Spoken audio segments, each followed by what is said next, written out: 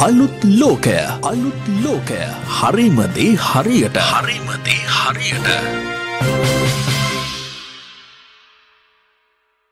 CFL bulb භාවිතයේ මුදල් ඉතිරි කරයිද?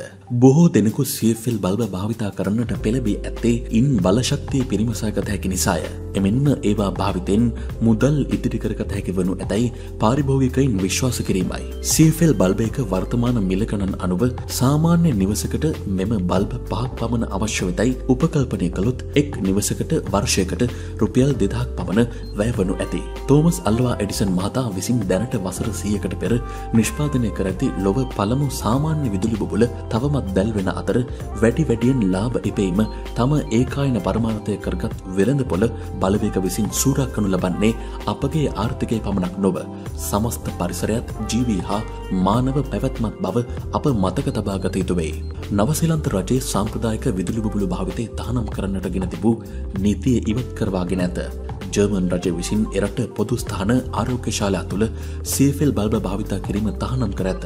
ඇමරිකාවේ කැරොලිනා ප්‍රාන්ත රජය CFL බල්බ භාවිතා කිරීම සීමා කරන්නට නීති සකස් කර ඇත.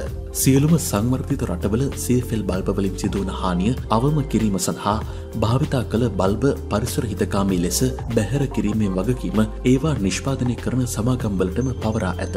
CFL බල්බ භාවිතා කරන ඔබත් මමත් ආරක්ෂිතද? CFL බල්බ නිෂ්පාදනයේදී ඇසිරීමේදී ප්‍රවහනයේදී පරිහරණයේදී අවසාන බැහැරලීමේදී මිනිසුන් සහ පරිසරයේ රසදිය වලට නිරාවරණය වීම සම්පූර්ණයෙන්ම නොසලකා හුදු ලාභයේ පමණක් ඉලක්ක කරගෙන මේවා අලෙවි කරන්නන් කටයුතු කරන බව පැහැදිලිය. පූර්ණ තරඟකාරී වෙළඳපොළ රටාව අපේ රටට පැමිණ දැන් බොහෝ කලක් ගෙවී ගොසින්ය.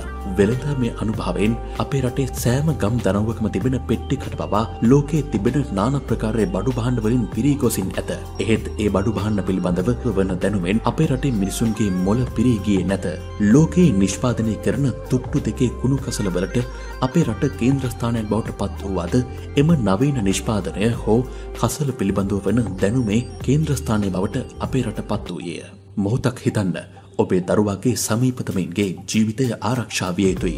එපමණක්ද නොව ඔබේ අසල්වාසීන් මිතුරන් අප ග්‍රහලෝකයත් ආරක්ෂා විය යුතුයි. ඔවුන් දැනටමත් භාවිතයෙන් ඉවත් කරන CFL බල්බ කුණු ගොඩට, ගෙවත්තට, පාරට, කානුවට, ගංගා ඇලදොලවල් වලට දමමින් සිටිනවා ඇති. එසේ කිරීමෙන් බිඳී ගිය මෙම බල්බවල කටුවලට තුවාල කරගනිමින් සිටිනවා විය හැකිය. එබැවින් ඔබ මෙම වීඩියෝව නරඹන අවස්ථාවේදීත් මෙම ලෝකය පරිසරය දූෂණය වෙමින් පවතී.